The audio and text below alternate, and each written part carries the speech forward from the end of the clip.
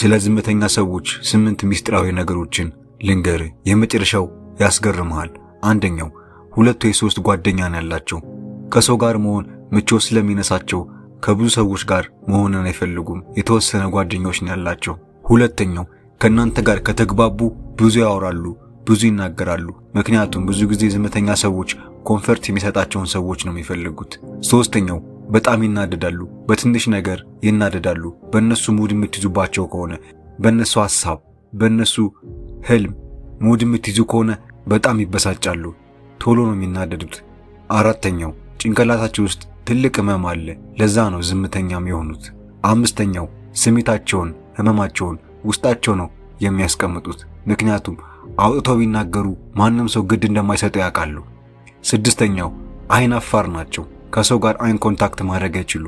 ሰባተኛው ከእናንተ ጋር ከተግባቡ ዝምታቸውን ያቆማሉ፣ ብዙ ማውራት ይጀምራሉ። ስምንተኛውና አስገራሚ ነገር የፍቅር ታሪክ ውስጥ ታማኝ ናቸው። ፍቅር ላይ ቺት አያደርጉም። እስቲ ራስን በዚህ ውስጥ ካገኘው ኮሜንት ላስቀምጥልኝ። ጓደኛንም እዚህ ውስጥ ካገኘው ለሱ ቪዲዮ ላክለት። 4 ማንም ያልነገረ ነገሮችን ልንገር። በተለይ አራተኛው በጣም አስፈላጊና ኢምፖርታንት ነው። አንደኛው ሁሉም ሰው የሚረዳው ሰው አለ።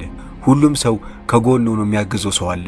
ቤተሰቦቻቸው ሊሆን ይችላል፣ ጓደኞቻቸው ሊሆን ይችላል፣ የፍቅር አጋራቻቸው ሊሆን ይችላል። ግን ሁሉም ሰው ብቸኛ አይደለም። ሁለተኛው ሰዎችን ባየ ቁጥር ራስን ታጣለህ። የሰዎችን አለባበስ፣ የሰዎችን ገንዘብ፣ የሰዎችን ህይወት፣ የሰዎችን ቁመና፣ መልክ በተመለከትክ ቁጥር ማለት ነው የራስን ኮንፊደንስ፣ የራስን ህይወት፣ የራስን ማንነት ተጠለዋለህ፣ ታጠዋለህ። ሶስተኛው ከትክክለኛው ሰው ጋር ተቀራረብ።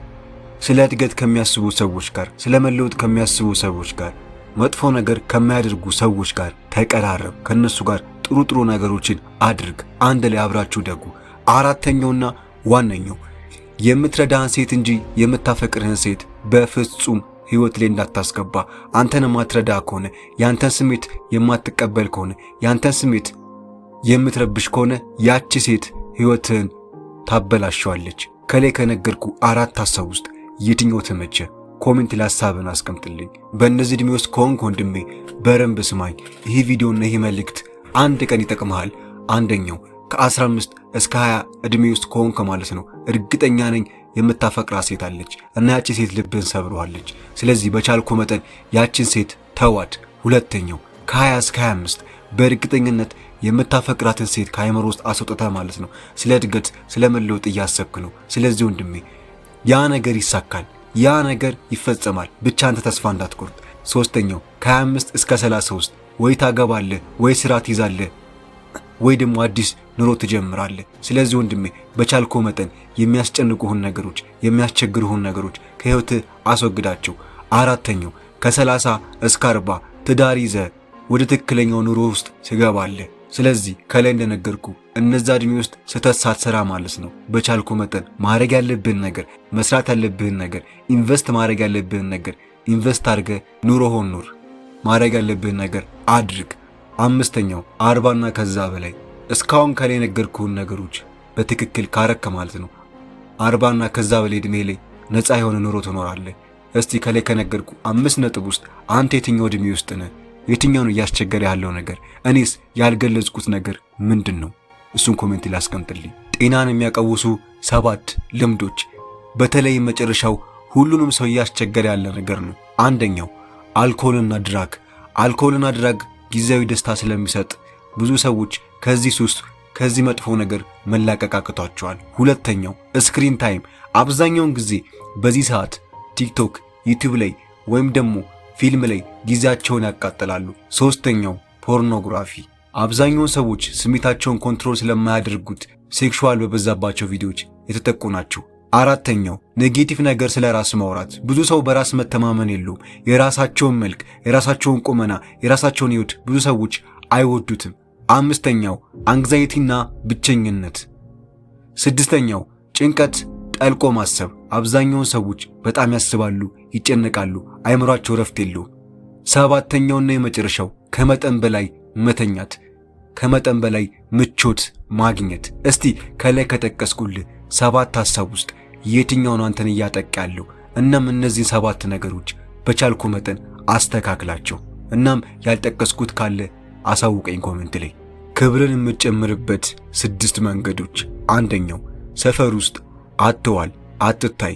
ሰፈር ውስጥ ብዙ ጊዜ የምትታይ ከሆነ የሰፈር ሰው ያወራብሃል፣ የሰፈር ሰው ይንቀሃል። ሁለተኛው ረጋ ብለ ተራመድ፣ አትቸኩል። ሶስተኛው ከማንነትህ ጋር ከራስህ ጋር የሚሄድ ልብስን ተጠቀም። ፋሽን መጣ ብለ ፋሽን አትከተል። አንተ ለማያምር ከሆነ ያንን ልብስ መልበስህን አቁም። ከክብርህ ጋር የሚሄድ ልብስ ስትለብስ ነው ሰዎች የሚያከብሩ፣ ራስንም የምታከብሩ፣ ራስንም የምታስከብረው። አራተኛው ለስሜትህ ቦታ አትስጠው። ደበረህም አልደበረህም ማለት ነው። የሚለወጥም የሚቀየርም ነገር የለም። አምስተኛው ቀጣዩ እንቅስቃሴህን ለማንም ሰው አትናገር። አስታውሱ ወንድሜ፣ ሁሉም አጠገብ ያለው ሰው ጓደኛ አይደለም። ስድስተኛው በተናደድክበት ጊዜ ተረጋጋ። ንዴት ማለት ነው መጥፎ ቃል፣ መጥፎ ነገር እንድታረግ ይገፋፋል። እስቲ ከላይ ከነገርኩ 6 ሐሳብ ውስጥ የትኛው ነው አንተ ውስጥ ያለው? እናም የትኛው ነው እየሰራው ያለው ስህተት? እናም ያልጠቀስኩት ካለ ኮሜንት ላይ አሳውቀኝ። ኮንፊደንስህን በጥፍ የምትጨምርበት 5 መንገዶች። አንደኛው አይ ኮንታክት አትፍራ። ሰዎችን ስታወራ፣ ከሰዎች ጋር ኮንቨርሴሽን ስትፈጥር አይን አይናቸውን እያየ አውራቸው፣ አናግራቸው። ሁለተኛው ረጋ ብለህ አውራ። በቸኮልኩ ቁጥር ማለት ነው ወይ ትኮላተፋለህ ወይ የምታወራው ነገር ይጠፋብሃል። በዛን ጊዜ ኮንፊደንስ ዝቅ ይላል። ስለዚህ ረጋ ብለህ በማውራት ኮንፊደንስን ጨምረው። ሶስተኛው በምንም ነገር አትሳቀቅ። ማንም ሰው ግድ አይሰጠውም። ምንም አረክ ምንም፣ ማንም ሰው አንተ ስለምታረገው ነገር ግድ አይሰጠውም። ከ2 ወይ ከ3 ደቂቃ በኋላ ይረሱታል። አራተኛው አንገትህን ዝቅ አድርገህ በፍጹም እንዳትራመድ፣ በፍጹም ሰዎችን እንዳታዋራ። ኮንፊደንስን መጨመር ከፈለክ አንገትህን ቀና አድርገህ በኩራት አውራ፣ በኩራት ተራመድ፣ ለማንም ሰው ግድ እንዳይሰጥህ። አምስተኛው ሴቶችን አትፍራ። ማውራት የምትፈልጋትን ሴት፣ ማናገር የምትፈልጋትን ሴት በኮንፊደንስ ሄዳ አውራት። ምክንያቱም እሷም አንተም ሰው ናችሁ። ምንም የሚለያችሁ ነገር የለም። ከላይ ከነገርኩ 5 ሐሳብ ውስጥ የትኛው ተመቸ? ኮሜንት ላይ አሳውቀኝ። ራስን የምታስከብርበት 5 መንገዶች። አምስተኛው በጣም አስፈላጊ ነው። አንደኛው ሰዎች ፊት ለፊት አትመገብ፣ ለሰዎች የምትሰጣቸው በቂ ምግብ ከሌለ። ሁለተኛው ሰው ቤት የምትኖር ከሆነ በቻልኮ መጠን ገንዘብ ይኑርህ። ምክንያቱም ሰው ቤት የምትኖር ከሆነ እነዛ ሰዎች ገንዘብ ከሌለ ይንቁሃል። ሶስተኛው ከሰዎች ጋር ብዙ ጊዜ አትሁን፣ ትሰለቻቸዋለህ፣ እነዛ ሰዎች ይንቁሃል። አራተኛው ሁሌም ፈጣሪን አስብ፣ ሁሌም ከፈጣሪ ጋር ጸሎት አርግ። አምስተኛው የፈጣሪን ቃል ለሰዎች አካፍል፣ ለሰዎች ተናገር። እናም በቻልኮ መጠን ጸሎት ለማድረግ ሞክር። ከላይ ከነገርኩ 5 ሐሳብ ውስጥ የትኛው ተመቸ? ኮሜንት ላይ ሐሳብን አስቀምጥልኝ። ኮንፊደንስን የምትገነባበት 5 መንገዶች። እነዚህ ነገሮች በረንብ ከሰማኝ እመነኝ ወንድሜ፣ ከ2 ቀን በኋላ ኮንፊደንስን ትጨምሯለህ። አንደኛው ምንም ነገር አትፍራ። ማንም ስላንተ ግድ አይሰጠውም። አንድ ነገር በምታረግበት ጊዜ ሰው አየኝ አላየኝ አትበል። አዩም አላዩም እነዛ ሰዎች ከ2 ቀን በኋላ ይረሱታል።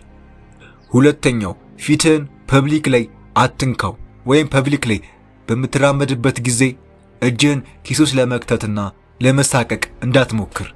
ሶስተኛው የፊት ማስክ አትጠቀም። የፊት ማስክ የምትጠቀም ከሆነ መልክህን ትጠለዋለህ። በራስ መተማመንና ኮንፊደንስ ዝቅ ይላል። ስለዚህ በቻልኩ መጠን ላለመጠቀም ሞክር። አራተኛው ልክ እንደ ዶሮ አትራመድ። አምስተኛው ኮንፊደንስን ለመጨመር ስፖርት ስራ። የምትናገረውን ነገር እወቅ። ከማይጠቅሙ ሰዎች ራቅ። ከላይ ከነገርኩ 5 ሐሳብ ውስጥ የትኛው ተመቸ? ኮሜንት ላሳውቀኝ። እናም ኮንፊደንስን እየገደሉ ያለውን ነገርም ኮሜንት ላሳውቀኝ። ራስን ደስተኛ ማድረግ ከፈልክ እነዚህን ነገሮች አድርግ። አንደኛው ከቤተሰብህ ጋር አውራ፣ ከቤተሰብህ ጋር ተነጋገር። ሁለተኛው ከሰዎች ጋር አውራ፣ ደስተኛ ከሚያደርጉ ሰዎች፣ ሙድን ከማይጨርፉ ሰዎች ጋር ተነጋገር። ሶስተኛው ከጓደኞች ጋር ተገናኝ። ከጓደኞች ጋር ማድረግ ያለብህን ነገር አድርግ። ከጓደኞች ጋር ተሰባስበ ኳስ ተጫወት፣ ጌም ተጫወት፣ ተነጋገር። መስራት ያለባችሁን ነገር አውሩ። አራተኛው ከምታፈቅራት ልጅ ጋር ተገናኝ። አንተን የማታስጨንቅህ ልጅ ለአንተ ፍቅር ካላት ጋር ብትሆን እውነቴን ነው የምልህ ቀኑን ብሎ የነበረ ችግር ይጠፋልሃል። እናም ኮሜንት ላይ ያላስቀመጥኩት ነገር ካለ አሳውቀኝ። ኢንትሮቨንት ከሆንክ ስማኝ፣ እነዚህ ነገሮች በማድረግ ማለት ነው የኢንትሮቨርት ባህሪን ማስተካከል ትችላለህ። በዚህ ቪዲዮ ላይ 5 ሐሳቦችን እነግርሃለሁ። በተለይ 5ኛው በጣም አስፈላጊ ነው። አንደኛው የምታውቀውን ሰው ሰላም በል። መንገድ ላይ ሊሆን ይችላል፣ ሰፈር ውስጥ ሊሆን ይችላል።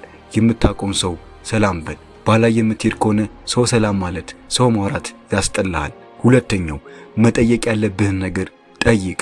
ማወቅ ያለብህን ነገር ሰዎችን ጠይቀ እወቅ። ሶስተኛው ከቤት ውጣ። ብዙ ጊዜ እቤት ስለምትሆን ነው ሰው ማውራት የሚያስጠላ፣ ከሰው ጋር መነጋገር የሚያስጠላ፣ ከሰው ጋር መታየት የሚያስጠላክ። ስለዚህ በቻልኮ መጠን ከቤት ለመውጣት ሞክር። አራተኛው በስልክ ሰዎችን ማውራትን ተለማመድ።